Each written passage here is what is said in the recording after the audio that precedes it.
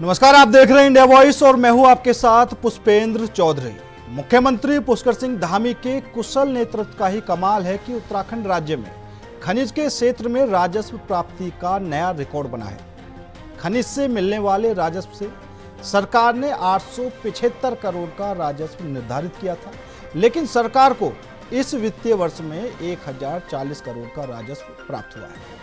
तय लक्ष्यों से ज्यादा राजस्व प्राप्त होने पर धामी सरकार की तारीफ हर जगह हो रही है। बीजेपी संगठन के नेता भी मुख्यमंत्री पुष्कर सिंह धामी के कुशल नेतृत्व का कमाल मान रहे हैं, जिन्होंने अवैध पर लगाम लगाकर बेहतर प्रदर्शन किया। तो वहीं कांग्रेस की तरफ से फिर भी सवाल खड़े किए जा रहे हैं। कांग्रेस का आरोप है कि सरकार आंकड़ों की बाजीगरी दिखा रही है, जबकि धरातल पर बीजेपी के नेता ही सरकार के खिलाफ सवाल उठा रहे हैं।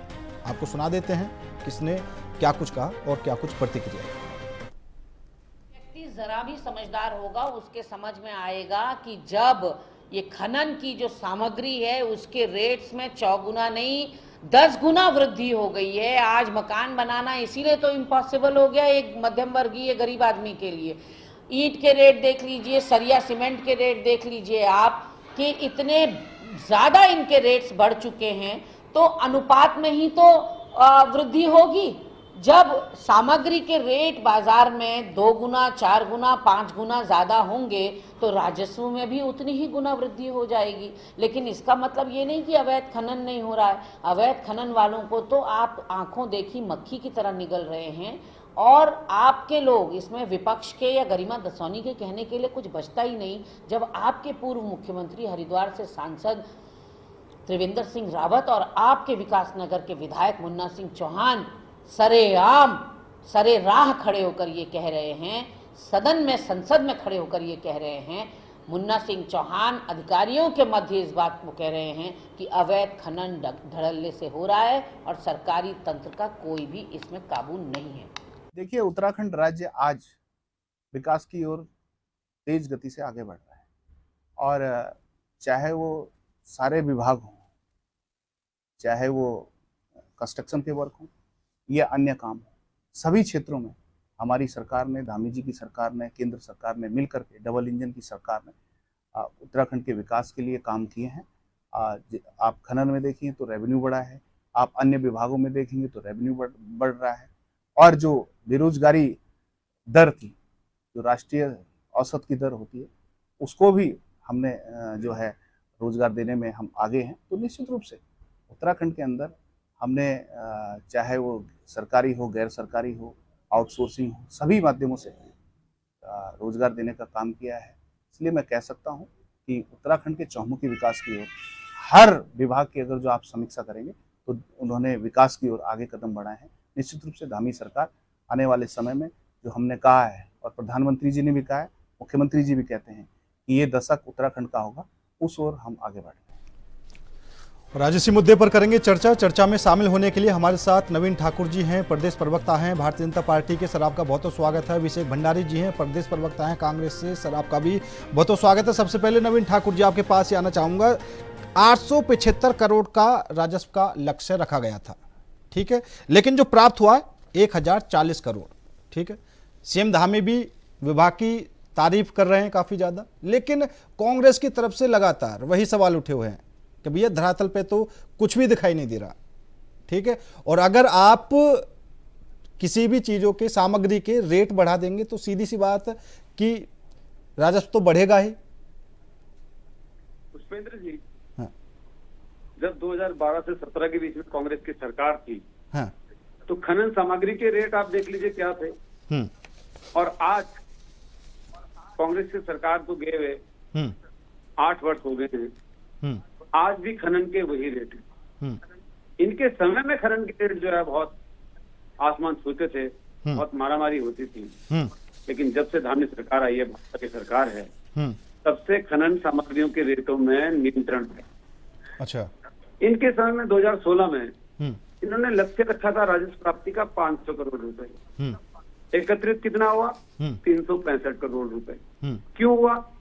क्योंकि सरकारी तंत्र तो राजस्व एकत्रित नहीं करता था। सरकार के स्तर पर तो खनन बिकता नहीं था, खनन बिकता था अवैध तरीके से। उससे ज्यादा अवैध तरीके से बिकता था, सरकार को राजस्व की प्राप्ति नहीं होती थी, कोई कार्रवाई नहीं होती थी। तो नवीन ठाकुर जी, अभी आपकी सरकार में अवैध खनन पर रोक है? 100% जो है रोक लगाने का काम हमने किया। लेकिन आपके विधायक हैं विकासनगर से मुन्ना सिंह चौहान, वे भी वीडियो वायरल करके दिखाते हैं, त्रिवेंद्र सिंह रावत भी आवाज उठा चुके हैं। बिल्कुल, ये तो लोकतंत्र है। हाँ। हमारे विधायक, हमारे सांसद, हमारे जनप्रतिनिधि जागरूक हैं। हाँ। मुख्यमंत्री जी ने कहा है हाँ। कि कहीं पर भी कोई अवैध खनन करते हुए पाएगा उसके खिलाफ कार्रवाई होगी। हाँ। अधिकारियों पर कार्रवाई हुई, अवैध खनन कारोबारी पर कार्रवाई हुई, कितनी गाड़ियों को सीज करने का हमने किया। अवैध खनन के वाहनों से पिछले 1 वर्ष में ही हमने जो है 1,85,00,000 रुपए का मुआवजा वसूला है, उनसे जुर्माना वसूला है। तो ये दिखाता है कि हम अवैध खनन कारोबारियों पर लगातार बहुत तेजी से कार्रवाई कर रहे हैं। कोई ऐसा समय, कोई ऐसा दिन नहीं जाता जब अगर कोई अवैध खनन करने की कोशिश करे और हमारी सरकार कार्रवाई ना करे। हिम्मत चौहान जी ने मुद्दा उठाया, 10 से 12 दिन तक लगातार जो अधिकारियों की टीम वहां पर रही और एक भी जो है एक रोड़ी का एक तिनका तक जो है अवैध खनन वाले उठा नहीं पाए। इतनी सख्ताई जो है वहां पर की गई। हाँ, इतना बड़ा कारोबार, इतनी बड़ी यमुना है, कहीं गाहे बगाए कोई कोशिश करते ही हैं सब लोग, लेकिन जब से हमारी सरकार आई है बहुत सख्त कार्रवाई हो रही है। और उसी का नतीजा, अगर हम अवैध खनन पर कार्रवाई ना करते, अगर अवैध खनन पर रोक ना लगाते, तो ये राजस्व प्राप्त नहीं होता। पहली बार हुआ है, वो हमने लक्ष्य तय किया था, जो अधिकारियों ने लक्ष्य तय किया था, उस लक्ष्य से ज्यादा जो है प्राप्ति खनन में जो है हमें, और केवल खनन क्षेत्र में नहीं, हर क्षेत्र में जो है धामी सरकार बहुत तेजी के साथ काम कर रही है, बहुत अच्छे से जो है धामी सरकार काम कर रही है। हर विभाग में आप देखिए, हमने उत्तराखंडी की आमदनी बढ़ाने का काम किया है, बेरोजगारी दर जो है कम उत्तराखंड में हुई है, स्वरोजगार देने का काम धामी सरकार कर रही है। अनेक जो है स्वरोजगार की योजनाएं इस प्रदेश में लागू की गई और इस कारण जो है हमारा प्रदेश बहुत तेजी के साथ आगे बढ़ रहा है। ठीक है, हमारा संकल्प भी है। ठीक है, ठीक है। माननीय मुख्यमंत्री जी ने कहा है कि हम उत्तराखंड को देश के अग्रणी राज्यों में शामिल करेंगे। ठीक है, ठीक है। और अभिषेक जी के तहत ही हम काम कर रहे हैं। ठीक है, ठीक है ठाकुर साहब। अभिषेक जी, आपकी तरफ से आरोप लगाए जा रहे हैं कि धरातल पर तो कुछ भी दिखाई नहीं दे रहा, फिर भी क्यों ये आंकड़ों का खेल खेलने से लगी हुई है भारतीय जनता पार्टी? क्योंकि सामग्री के अगर रेट बढ़ा देंगे तो अपने आप ही राजस्व बढ़ जाएगा, ऐसा आरोप लग रहे हैं कांग्रेस की तरफ से भारतीय जनता पार्टी पर। पुष्पेंद्र जी, हाँ। आपके इंडिया वॉइस के माध्यम से पुनः बता रहा हूं कि ऐसा नहीं कि कांग्रेस बता रही कि आप किसी भी चीज के दाम बढ़ा दोगे तो आपके जो अर्जन है उसका बढ़ जाएगा, ऐसा कुछ नहीं है। अभी हमारे भाई नवीन ठाकुर विद्वान प्रवक्ता हैं भाजपा के, उन्होंने 2016-17 से लेकर और 2024-25 तक की वर्षवार कितना आपने निर्धारित लक्ष्य रखा था और कितना आपने प्राप्त किया। तो सर्वप्रथम अभी बताता हूं, 2016-17 जो इन्होंने निर्धारित लक्ष्य रखा था 500 करोड़ और 335 करोड़ प्राप्त हुआ। तो आपने सीधे सीधे ठिकरा फोड़ दिया कांग्रेस के ऊपर। आपको ये पता होना चाहिए कि 2017 में कांग्रेस की सरकार चलेगी थी और 2/3 समय आपको मिला। ठीक है, आप और बाजीगरी बताओगे। 2022 में आपने 825 करोड़ का लक्ष्य रखा था और 472 करोड़ ही आपको प्राप्त हुआ। 875 आपने 2023-24 में रखा और 645 करोड़ आपको प्राप्त हुआ। आज आप बता रहे हो फिर पुनः 875 करोड़ आपने लक्ष्य रखा और आपने 1040 करोड़ प्राप्त कर लिया। भाई, आप अपने आंकड़े भी पिछले 7-8 साल से आपकी सरकार है, आप इन आंकड़ों को पहले खुद देख लीजिए। चलो, आपने आंकड़ों में घुमाने की कोशिश की, लेकिन जनता के सामने पर्दाफाश होना ही होना है। दूसरी बात, जब आपका इस तरह तंत्र चल रहा है कि अधिकारी से लेकर हर नेता, हर कार्यकर्ता इस खनन से हर लिप्त पाया जा रहा है, तो आपके प्रदेश के पूर्व मुख्यमंत्री और हरिद्वार से सांसद जब कहीं अपनी बात नहीं रख पाए तो लोकसभा में उनको अपनी बात रखनी पड़ी कि अवैध खनन हो रहा है, दिन में भी हो रहा है, रात में भी हो रहा है। अवैध का मतलब अवैध है। बिल्कुल। आप अपने जो ये खनन हो रहा है ना, खनन दिन में कर लो, जो उसकी सीमाएं हैं, तो वो अच्छी बात है। आप खनन अर्जन कर रहे हैं, राजस्व प्राप्ति हो रही है, लेकिन बार बार विपक्ष भी आपको चेता रहा है और आपके सत्ता पक्ष के सांसद और विधायक नाम गिनवाए। मुन्ना सिंह चौहान जी आपने चलो नाम ले लिया, आपके दिलीप रावत जी हैं, आपके राजकुमार ठुकराल जी हैं, अरविंद पांडे जी, पता नहीं कितने नाम गिना दूं मैं, जिन्होंने कई बार ये बताया कि अवैध खनन और अवैध का मतलब आप अच्छी तरह जानते हैं कि अवैध का मतलब होता क्या है।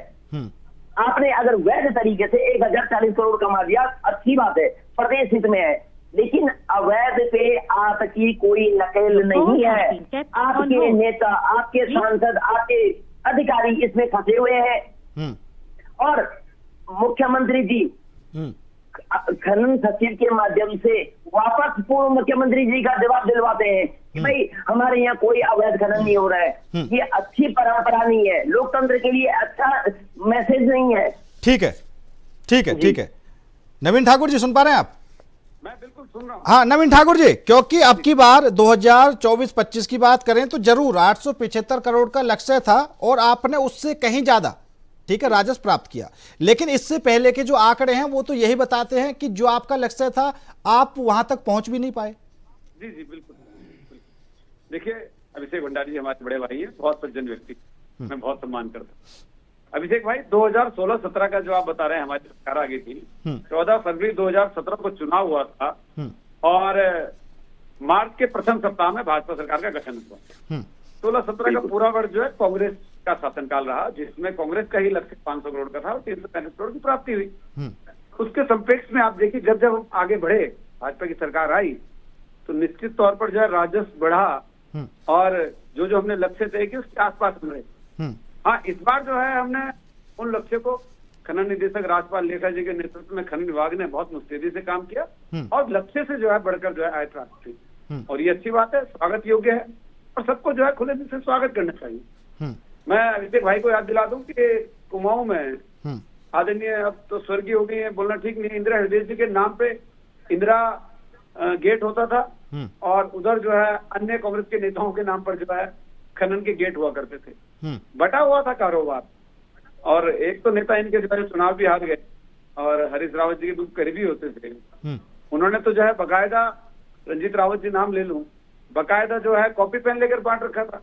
तो कांग्रेस के समय का जो हिसाब किताब और इस प्रदेश की जनता ने देखा, परखा कांग्रेस को, इसी कारण से प्रदेश की जनता ने कांग्रेस को नकार दिया और एक बार नहीं 2 बार नकार दिया।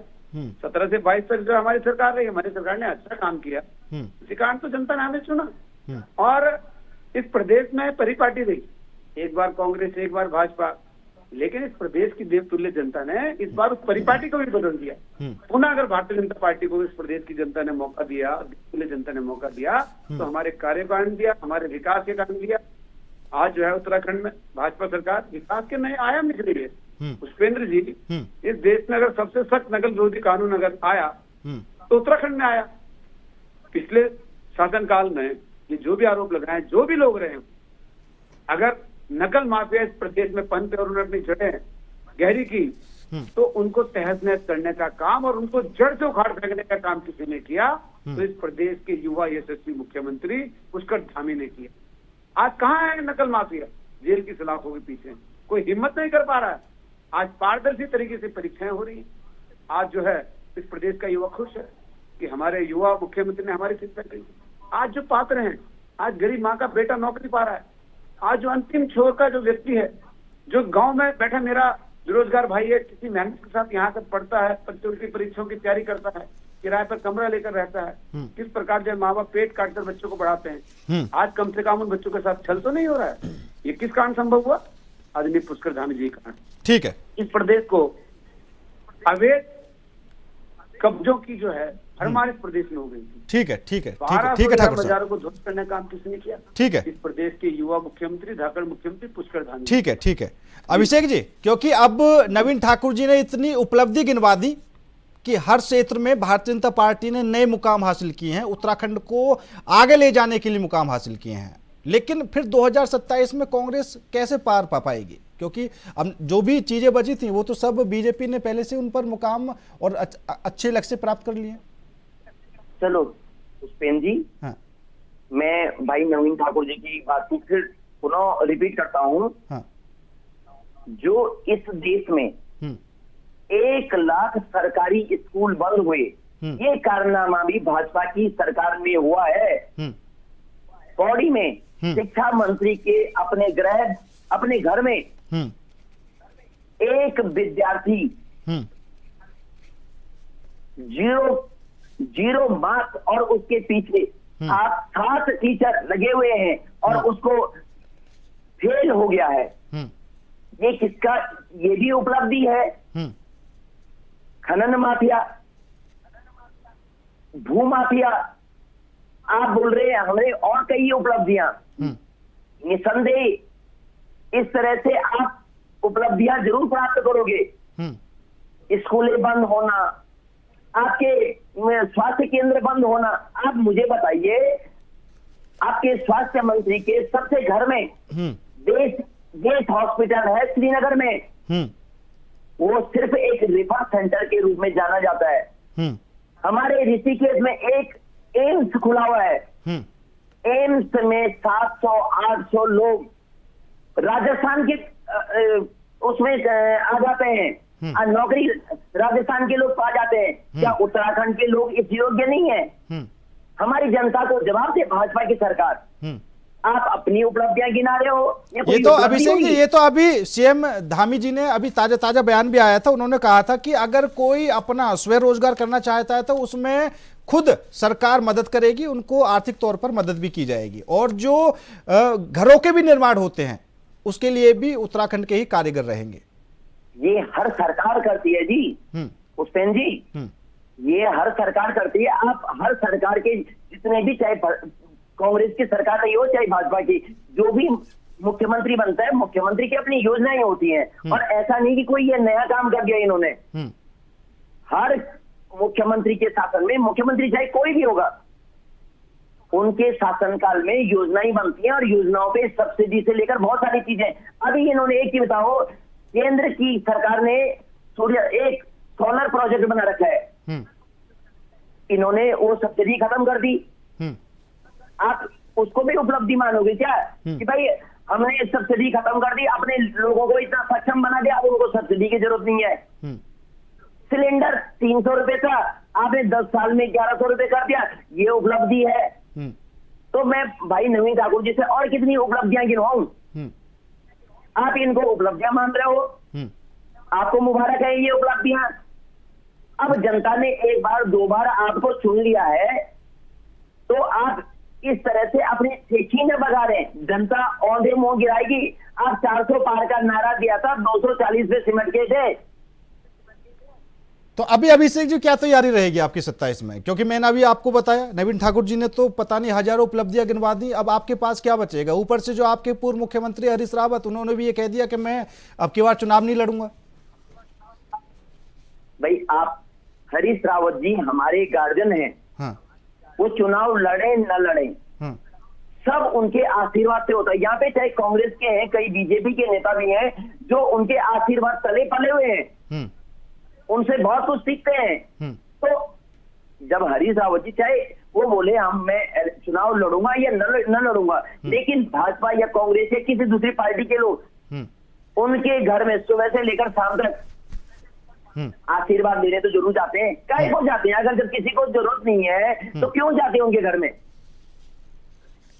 आज भी आप अपने चैनल या एक सर्वे के माध्यम से देख लो, पिछले 5 साल, 10 साल, 20 साल, आज भी हरीश रावत जी जितना अपना कार्यक्रम इस प्रदेश के जनता को हर चीज के रूप में देते हैं, आशीर्वाद के रूप में देते हैं। कोई, मैं मुख्यमंत्री पुष्कर सिंह धामी जी को नहीं बोलता हूँ, मुख्यमंत्री हैं, इस समय ओवर देना है। इनके पूर्व मुख्यमंत्री को बता दो, क्योंकि हरीश रावत जी पूर्व मुख्यमंत्री हैं, जितने ऊर्जावान है। आज कोई युवा नेता ये बता के दिखाई मेरा प्रतिदिन का कार्यक्रम ये है, और 1 हफ्ते का कार्यक्रम ये है, 1 महीने का कार्यक्रम ये है, और 1 साल का कार्यक्रम ये है।